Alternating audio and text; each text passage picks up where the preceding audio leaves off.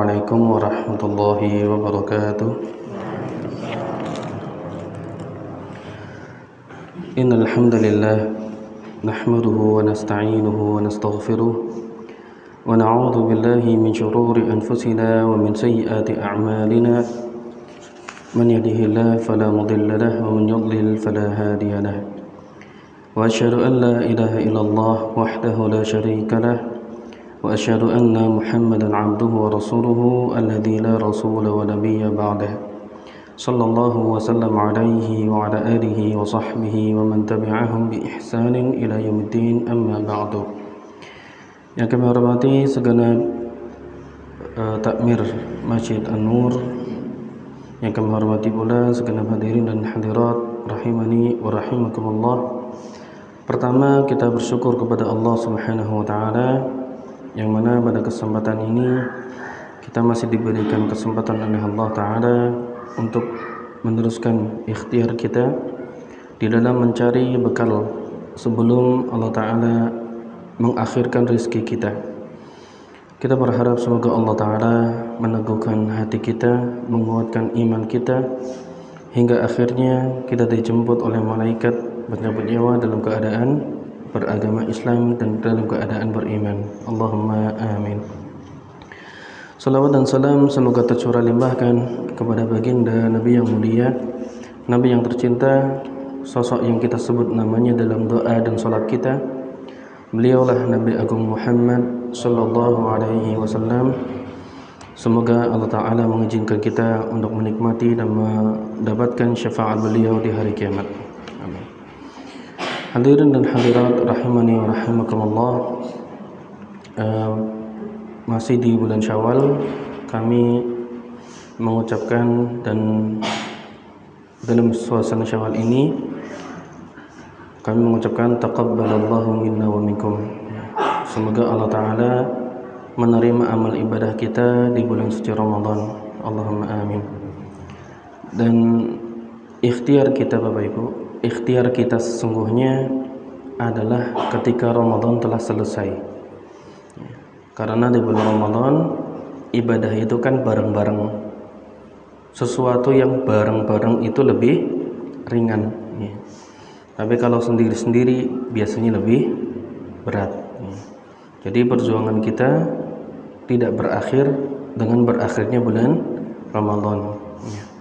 Allah yang kita sembah di bulan Ramadan itu masih Allah yang kita sembah di saat ini. Dan kewajiban kita di dalam hidup ini adalah sebagaimana yang difirmankan Allah, ya ayyuhalladzina amanu taqullaha haqqa tuqatih. Wahai orang-orang beriman, bertakwalah kalian kepada Allah dengan ketakwaan yang sebenar-benarnya. Wala tamutunna illa wa antum muslimun. Dan janganlah kalian mati kecuali dalam keadaan Islam. Dan ibadah yang kita lakukan, Bapak Ibu yang kami hormati semuanya, ibadah yang kita lakukan itu tidak bersifat abadi, tapi sifatnya terbatas.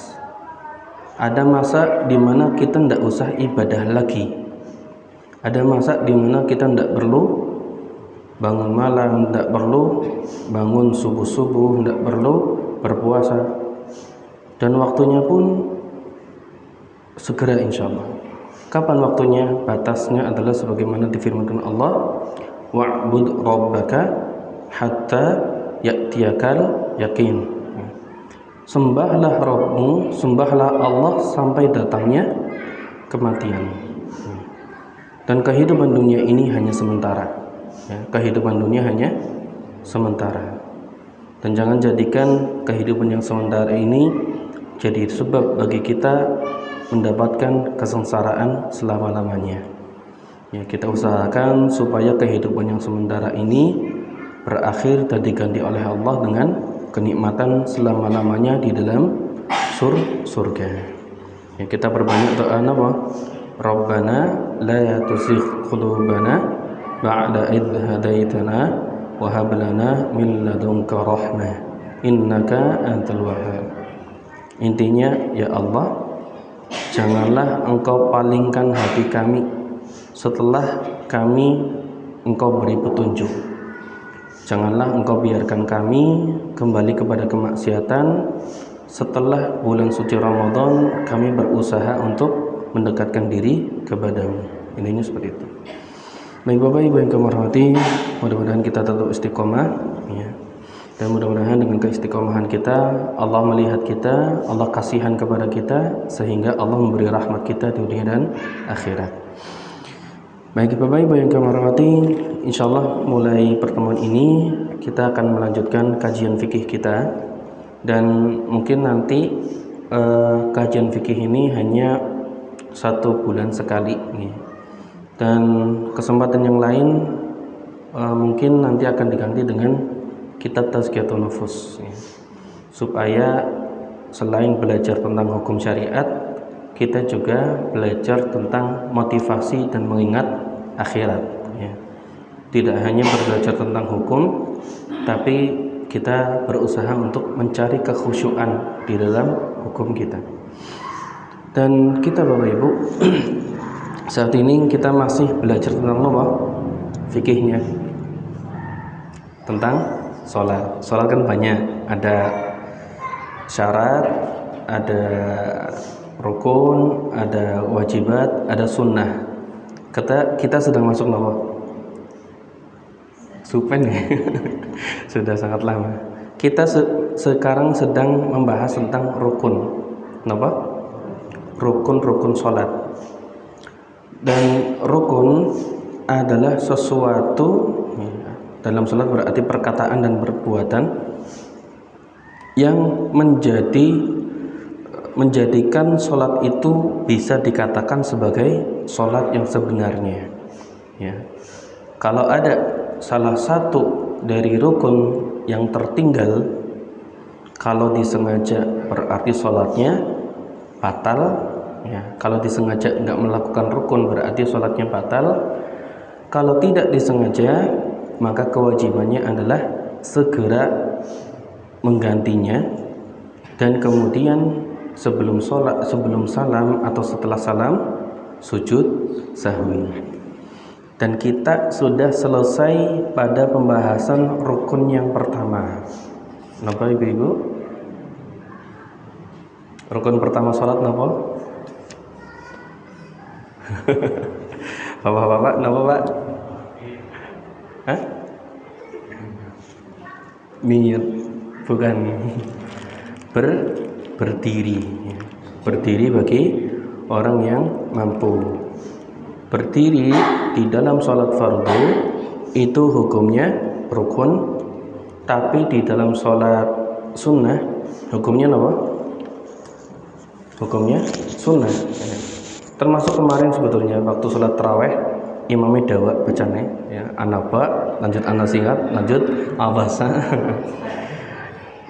Ya, bisa dipraktekkan sebetulnya. Kalau imamnya dawa banget, langsung sholatnya kalian jagung baik. Walaupun gak udzur diperbolehkan ya. Tapi pahalanya apa? Pahalanya setengah ya. Tapi tidak apa-apa, ada kuliah ya. Tapi untuk sholat fardu wajibnya adalah berdiri ya. Wajibnya adalah berdiri. Dan sholat di atas kendaraan, berdiri atau duduk di atas kendaraan, itu hanya berlaku untuk sholat sunnah. Kalau sholat fardu itu tidak boleh di atas kendaraan, terkecuali misalnya pesawat perjalanan berjam-jam ya. Tidak bisa, kalau misalkan tidak sholat di pesawat nanti malah meninggalkan 3 sholat sekalian ya. Ini tidak boleh. Baik. Nah, rukun pertama kita sudah selesai. Sekarang rukun kedua yaitu takbiratul ihram ya. Takbiratul ihram itu dari 2 kata. Yang pertama nama takbirah ya. Yang kedua al-ihram. Takbirah sampun ngertos ya. Takbir niku napa? Lafaz Allahu Akbar ya. Al-ihram artinya mengharamkan. Jadi secara bahasa, kalau kita lihat secara bahasa, takbiratul ihram itu artinya takbir yang membuat seseorang haram melakukan selain gerakan dan bacaan sholat. Baik, dan ini merupakan apa?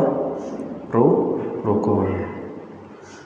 Bagaimana hukumnya atau para ulama melihat takbiratul ihram ini?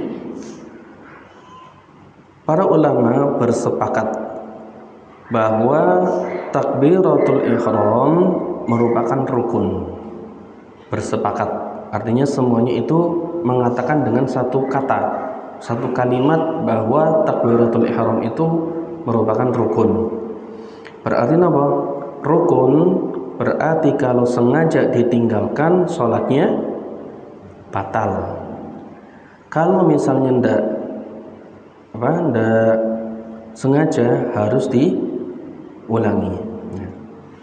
Sebagian ulama menjelaskan kalau sampai lupa takbiratul ihram nggak dibaca, harus diulangi dari awal, karena takbiratul ihram itu pondasi. Para ulama bersepakat takbiratul ihram itu merupakan rukun. Hanya nanti ada perbedaan Bapak Ibu, perbedaan pada lafadznya, pada lafadznya. Nanti kita bahas sebentar insyaallah. Dari mana para ulama mengatakan takbiratul ihram itu merupakan rukun? Dari dasar hukumnya, dari dasar hukum sabda Nabi Shallallahu Alaihi Wasallam, sebagaimana diriwayatkan oleh Al-Imam Abu Dawud, At-Tirmidzi, dan juga Syekh Albani, dan beliau menyatakan sahih hadis ini. Kata Nabi SAW, miftahus shalah at-tahur. Kuncinya salat adalah bersuci. Kuncinya salat apa? Bersuci. Wa tahrimuha at-takbir. Dan tahrimnya dan dimulainya salat adalah lafaz takbir. Wa tahliluha at-taslim, dan penghalalannya yaitu boleh melakukan bacaan atau gerakan selain sholat adalah ketika kita mengucapkan assalamu alaikum. Baik. Dari mana kita bisa mengambil hukumnya? Dari perkataan Nabi wa tahrimuha at-takbir. Pengharamannya adalah takbir.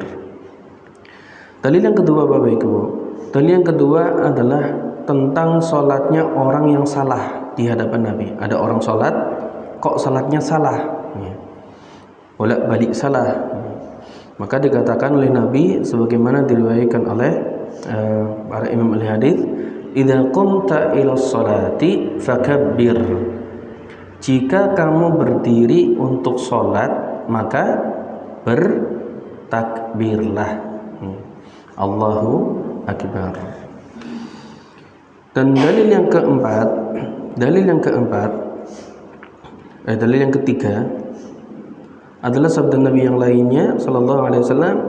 Kata beliau, innahu la tatimmu salatun li ahadin minan nas hatta yatawadda. Sesungguhnya tidak sempurna salat salah seorang dari manusia sampai dia berwudu. Fayadha'ul wudu mawadhi'ahu. Lalu dia meletakkan air wudunya di tempatnya, anggota-anggota wudu. Thumma yaqul Allahu Akbar. Kemudian mengucapkan Allahu Akbar. Dan selain sabda beliau, Rasulullah SAW sendiri juga melakukannya, sebagaimana diriwayatkan oleh Imam Muslim dari Aisyah radhiyallahu anha. Beliau mengatakan, kana Rasulullah sallallahu alaihi wasallam yastaftihu as-salata bitakbir. Rasulullah biasa memulai salat dengan takbir. Baik. Dan ini dalil yang keempat ini secara jelas menerangkan bahwa tidak ada bacaan sebelum takbiratul ihram. Namun demikian kita masih menghormati dan harus menghormati pendapat ulama terutama mazhab Syafi'iyah yang berniat sebelum takbir, ya, berniat sebelum takbir. Dan mereka, para ulama mazhab Syafi'iyah, mereka punya dalil, mereka punya pendapat, dan tidak bisa kita katakan hal itu adalah hal yang salah. Meskipun ada penulis kitab ini dari kitab Sahih Fiqh Sunnah mengatakan an-niyatu at-talaffuzu bin-niyah itu bid'ah, ya. Tapi kalau kita mau mendalami mazhab Syafi'iyah dan berguru dengan guru yang memang kompeten, ya mungkin di dalam mazhab Syafi'iyah, kita terbuka insyaallah bahwa niat itu diambil, ya, talafuz bin niat itu diambil dari dalil-dalil yang dipandang oleh mazhab Imam Asy-Syafi'i rahimahullah taala. Kalau tidak melakukan itu tidak masalah. Ya, baik. Bapak Ibu yang kami rahimani wa rahimakumullah. Sekarang permasalahannya adalah apakah takbiratul ihram itu harus Allahu Akbar, ya. Jadi takbir yang dimaksud oleh Nabi sallallahu alaihi wasallam di sini dan dijelaskan oleh para ulama sebagai rukun adalah takbir yang sudah diketahui dan dinukilkan oleh para ulama dari guru-guru mereka sampai kepada Rasulullah sallallahu alaihi wasallam. Dan dari apa yang beliau lakukan, beliau selalu mengucapkan Allahu Akbar, ya, selalu mengucapkan apa? Allahu Akbar.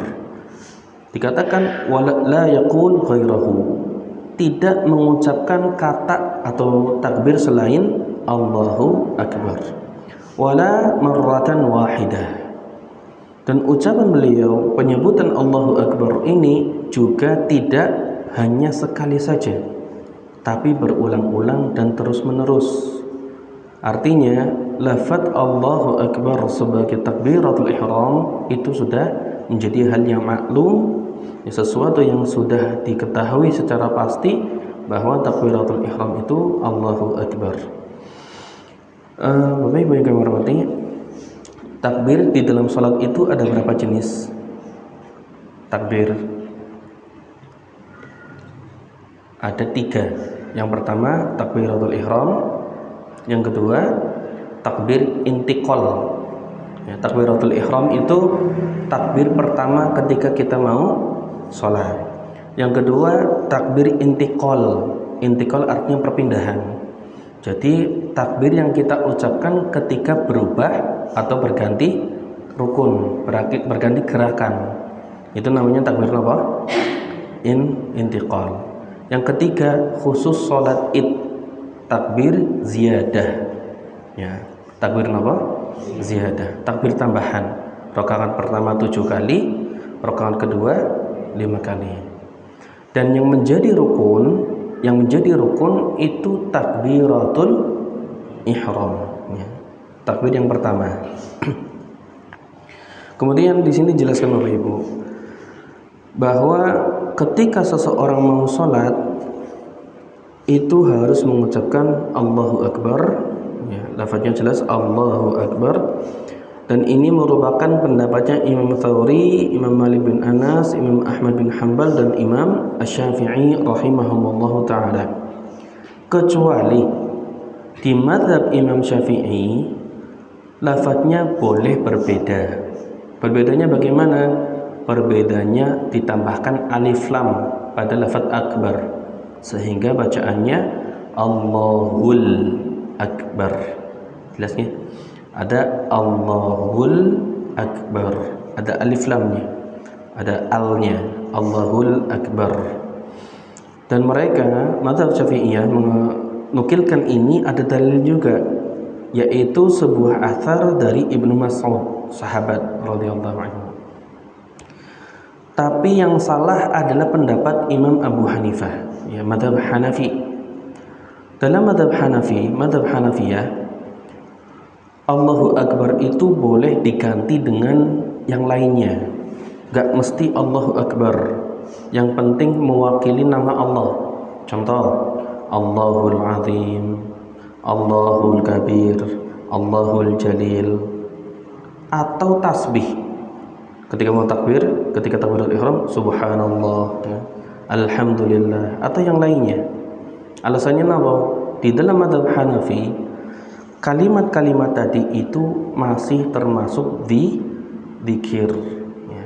Dan ini dikiaskan dengan lafaz Allahu Akbar. Allahu Akbar kan termasuk zikir, ya?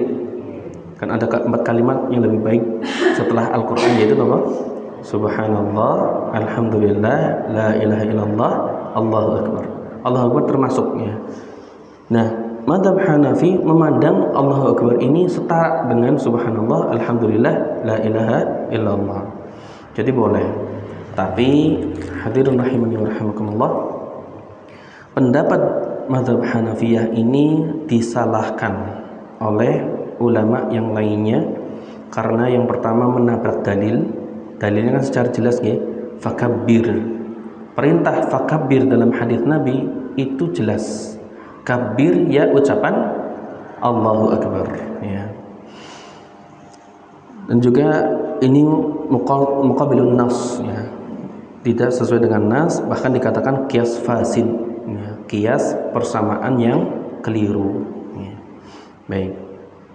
Jadi takbir ya seperti itu, Allahu Akbar.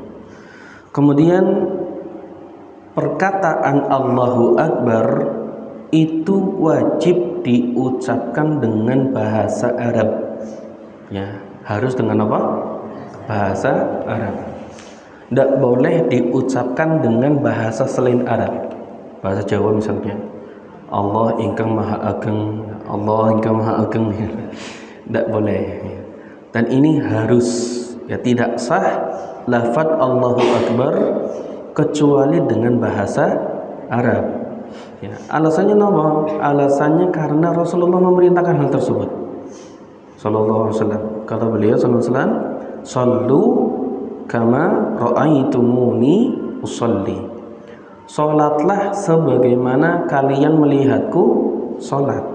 Dan Rasulullah salatnya itu ketika takbir, ya, takbiratul ihram, Allahu Akbar, ya.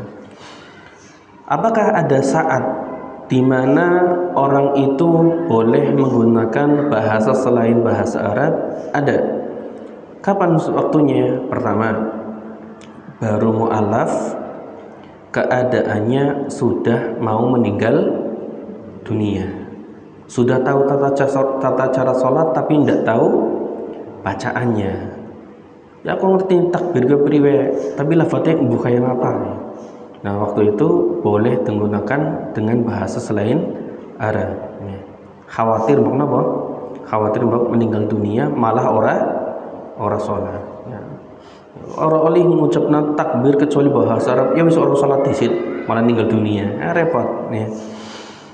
Atau yang kedua, nggak bisa, benar-benar nggak bisa mengucapkan Allahu Akbar, ya, secara mutlak, ya. Nggak bisa benar-benar, ya. Maka orang tersebut boleh berucap dengan bahasa dia sendiri. Yang termasuk pula dalam keadaan ini adalah orang-orang yang tidak bisa ngomong, orang-orang dengan sewu bisu, kan tidak bisa, nggih.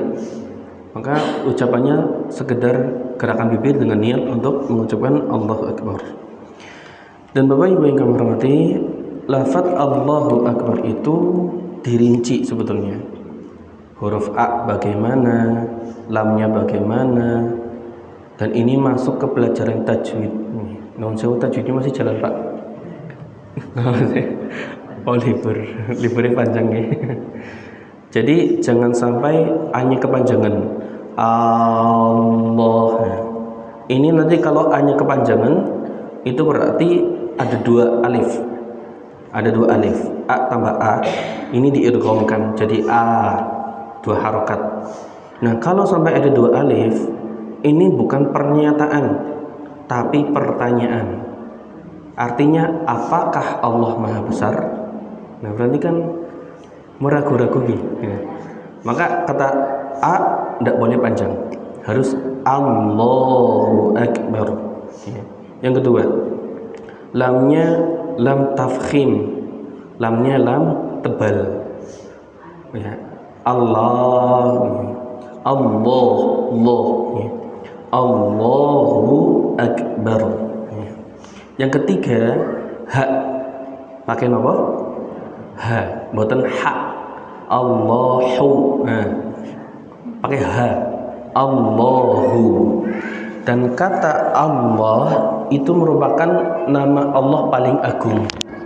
Berarti kalau dirubah hurufnya nanti nggak jadi nama Allah lagi, ya, jadinya bukan nama siapa, ya. Haknya kemudian akbar, ya, hati-hati kafnya itu hams, ya, bukan aqqa. Allahu akbar, bukan Allahu aqqa. Qalqalah. Kalau nanti qalqalah dadosnya huruf napa? Huruf qaf, ya. Akbar itu jadi apa? Allah yang paling dikubur. Nauzubillahi min dzalik, ya. Maksudnya kan akbar isim tafdhil dari kabir, ya. Yang artinya Allah Maha Besar. Ya. Kemudian ba jangan panjang. Allahu akbar. Jangan Allahu akbar. Ya. Nanti kalau bar itu kata akbar jadi bar kita diambil jadi nama padang pasir. Bar, ya. Ya. Jelas nggih? Jadi Allahu akbar saja itu ada catatan-catatan. Nih. Bisa dilihat di ilmu tajwid. Baik, dengan ini selesai untuk rukun yang kedua. Nomor rukun kedua Bapak Ibu? Tadi nomor takbiratul ihram. Baik, yang ketiga adalah rukun selanjutnya surat Al-Fatihah. Membaca surat Al-Fatihah di setiap rukun. Membaca surat Al-Fatihah dalam setiap rukun itu hukumnya rukun. Ya, setiap rakaat itu hukumnya rukun. Entah sholatnya fardu atau sholat sunnah. Entah sholatnya itu jahar, keras bacaannya, suratnya dikeraskan, maupun sholat yang sir, yang lirih, ya. Dalilnya insya Allah sudah jelas nih. Di antara dalilnya adalah hadis Nabi SAW yang diriwayatkan oleh Imam Bukhari dan Muslim. La salata liman lam yaqra bi fatihatil kitab. Tidak ada salat bagi orang yang tidak membaca Al-Fatihah. Ya. Baik, itu salah satu dalilnya. Termasuk dalam hal ini adalah makmum. Kenapa? Makmum. Di dalam hukum makmum dan jamaah itu berbeda dengan keadaan di mana seseorang sedang sholat munfarid atau sendirian. Ya, kalau sholat sendirian, seseorang itu akan dikatakan sholatnya nggak sempurna manakala meninggalkan surat pendek. Termasuk kalau Bapak Ibu mau sholat istiftah, ya, sholat istiftah, ya. Kemarin kami Ramadan ngimami di Penambungan. Sholatnya itu di request sholatnya sholat istiftah dulu, ya, kami tidak ada waktu untuk menjelaskan, jadi kami mengikuti dan dimintanya apa? Setelah Al-Fatihah langsung ruku, ya. Itu kan menghilangkan satu surat, ya, menghilangkan surat. Dan sebetulnya, ya, untuk sholat munfarid, ya, sholat surat sunnah, surat setelah Al-Fatihah kalau ditinggalkan justru mengurangi kesempurnaan. Karena Rasulullah SAW sendiri selalu sholat dengan membaca suratan setelah Al-Fatihah. Baik. Kecuali kalau sholat munfarid, sholat jamaah, orang yang sholat jamaah jadi makmum, bacaannya imam itu jadi bacaan makmum. Bapak Ibu nggak baca surat pendek, insya Allah sholatnya masih sempurna, ya. Tapi kami memiliki pendapat yang pendapat ulama yang mengatakan bahwa untuk makmum ketika jamaah masih membaca surat Al-Fatihah, dan ini pendapat yang saling berbeda ya. Artinya banyak pendapat.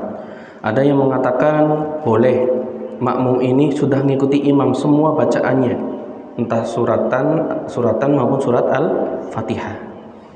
Tapi ada ulama yang mengatakan suratannya iya ikut makmum, tapi surat Al-Fatihahnya milik makmumnya, harus baca sendiri.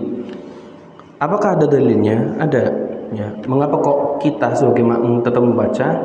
Adalah ketika ada sahabat ketika sholat bacaannya itu keras ya. Makmum jadi makmum tapi bacaannya apa?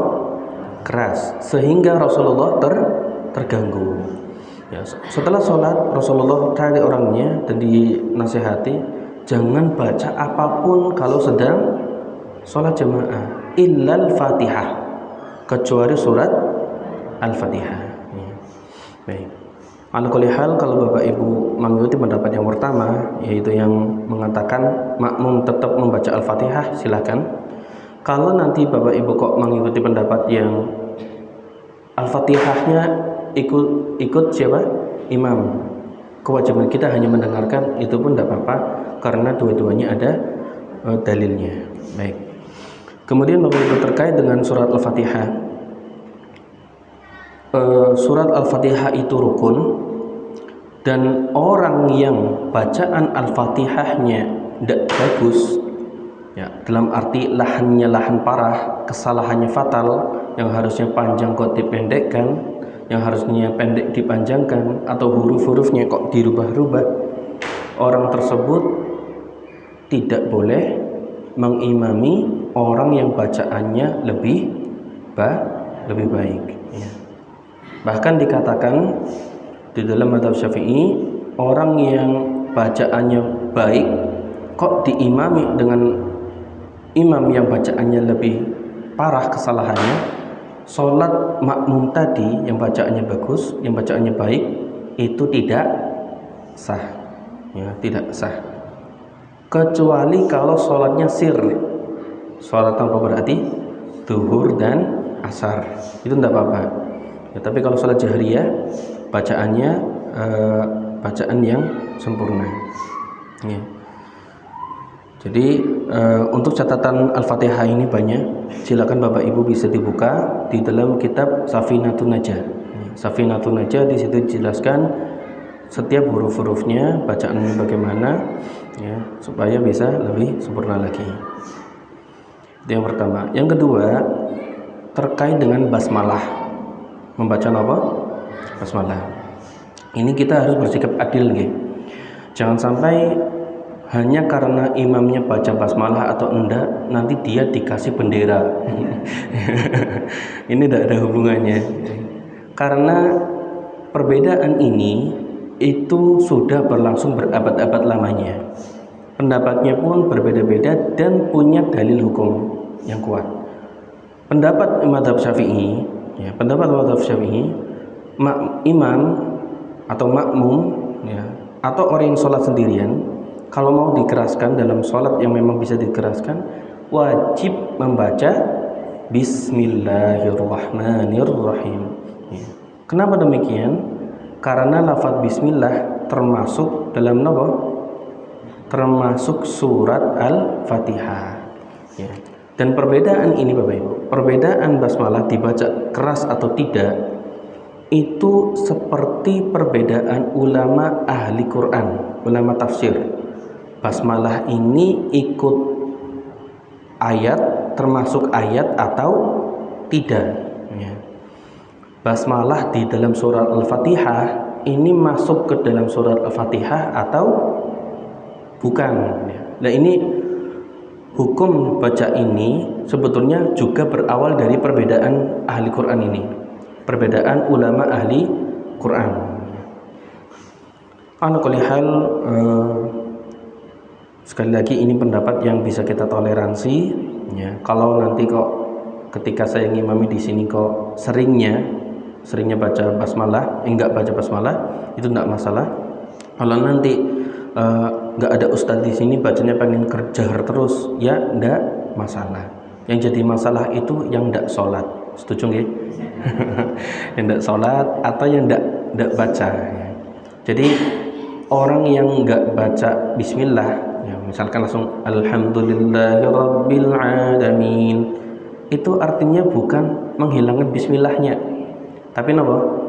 Bismillahnya disirkan, dilirihkan, ya. Nah, sama gini jelas gini. Kemudian terakhir poin Al-Fatihah terakhir, kalau orangnya nggak bisa atau nggak hafal Al-Fatihah, bagaimana keadaannya? Hukum asalnya, sebagaimana disampaikan oleh Al-Khattabi, hukum asalnya membaca Al-Fatihah itu adalah rukun. Artinya orang sholat nggak baca Al-Fatihah, itu sholatnya tidak sah. Nuhun sewu ditambah sedikit. Kalau orang sholat kok tidak baca Al-Fatihah, sholatnya tidak sah. Termasuk dalam hal tadi pengimaman, ya, makmum dan imam. Dan nuhun sewu saya sampaikan ini jangan jadi imam yang di sini minder nggih. Biasa mawon yang udah dijadwal ya maju saja gitu nggih. Enggak usah enggak usah jadi masalah. Nah. Kemudian kalau misalnya orangnya itu tidak hafal, ya, tidak hafal. Dan ini jadi nanti di dalam mazhab Hanafi juga sama nanti akhirnya. Ada perbedaan pendapat di dalam mazhab Hanafiyah. Sebagian orang berpendapat, ya, terutama mazhab Hanafi, membaca Al-Fatihah itu bukan rukun, ya. Artinya boleh membaca selain Al-Fatihah. Misalnya Allahu Akbar, langsung amma yatasaalun. Nah, Bapak Ibu kalau melihat ada orang sholat setelah takbir intiqal dari mana? Dari sujud langsung berdiri, kok enggak baca Al-Fatihah? Jangan sesat. Jangan. Barangkali madhabnya madhab Hanafi. Entah orang India, Pakistan, Bangladesh, kemudian Uzbekistan, ya, atau di Turki sebagiannya Hanafi, ya. Dan mereka mazhab Hanafi mengatakan dan berpendapat Al-Fatihah itu bisa diganti. Alasannya ada firman Allah, faqra'u ma tayassara minal Qur'an. Bacalah apa yang menurutmu mudah untuk dibaca dari Al-Qur'an. Tapi sekali lagi pendapat ini kemudian dikalahkan dengan pendapat ulama yang lainnya karena ada dalilnya dari hadis Nabi SAW bahwa membaca Al-Fatihah itu wajib. Hanya saja kalau misalnya pertama orang gagap, apa? Orang gagap kan semurtos gitu, baby gitu. Orang gitu. Yang kedua atau ada penyakit sehingga kalau membaca suratan dia sakitnya enggak sembuh-sembuh, ya. Sementara dia baru masuk Islam misalnya, atau lemah, ya, kelemahan karena keadaan dirinya, atau hafalannya belum ada karena baru mu'alaf, maka dalam keadaan yang seperti itu nggak memungkinkan, sangat tidak memungkinkan dia menghafalkan Al-Fatihah, maka boleh diganti dengan tasbih, tahmid, tahlil dan takbir, bahkan sampai hauqallah. Dan ini ada hadis dari Nabi SAW ketika ada sahabat yang masuk Islam kemudian minta diajari untuk melakukan sholat tapi tidak hafal apapun, maka Rasulullah mengatakan qul subhanallah walhamdulillah wala ilaha illallah wallahu akbar wala haula wala quwwata illa billah. Mriki sampun hafal Al-Fatihah napa dereng? Sampun ya. Nah, ini Bapak Ibu, terakhir ya tentang Al-Fatihah ini, insya Allah kami sudah mengingat berkali-kali ya, dan sudah banyak kami ingatkan. Kalau punya cucu, kalau punya anak, itu jangan sampai Al-Fatihahnya diajari oleh guru ngaji, ya. Kenapa? Pahalanya nggak guru nih. Padahal Al-Fatihah itu pasti dibaca ketika sholat dan harus dibaca 14 kali dalam sholat, dan itu seumur hidup. Coba kalau puluhan tahun, berapa ratus kali dia baca, berapa juta kali dia baca. Kalau nanti Bapak Ibu ngajari Al-Fatihah, enggak ngajari Al-Fatihah, kok yang ngajari guru PAI di sekolah atau guru ngaji di masjid, pahalanya ngalir ke mereka. Sayang, ya. Ya enggak apa-apa kalau diajari mulai 4 tahun, ya. mulai 4 tahun 5 tahun, mudah-mudahan dengan hal tersebut kita bisa dapat pahala lebih. Allahumma amin. Baik, itu saja Bapak Ibu yang bisa kami sampaikan. Mudah-mudahan yang sedikit ini bisa bermanfaat. Mari kita akhiri majelis kita dengan doa kafaratul majelis. Subhanakallahumma bihamdika asyhadu an la ilaha illa anta astaghfiruka wa atubu ilaik. Mohon maaf atas segala kekurangannya dan kesalahannya. Terima kasih atas perhatiannya. Akhirul kalam. Sallallahu alaihi Muhammad. Alhamdulillah. Wassalamualaikum warahmatullahi wabarakatuh.